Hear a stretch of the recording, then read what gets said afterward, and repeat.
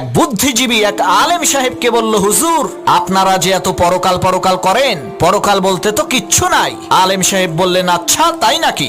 বুদ্ধিজীবী বলল, হ্যাঁ। তখন আলেম সাহেব বললেন, আচ্ছা আমি যদি এখন বলি আপনার ব্লাড ক্যান্সার হয়েছে, আপনি কি বিশ্বাস করবেন? তখন বুদ্ধিজীবী বলল, আমারে কি পাগলে কামড়াইছে নাকি এই ফালতু কথা বিশ্বাস করব? তখন আলেম সাহেব বললেন, যদি এই কথাটা কোনো বিশেষজ্ঞ ডাক্তার অত্যাধুনিক যন্ত্রের সাহায্যে চেক আপ করে আপনাকে বলে, তখন কি আপনি বিশ্বাস করবেন?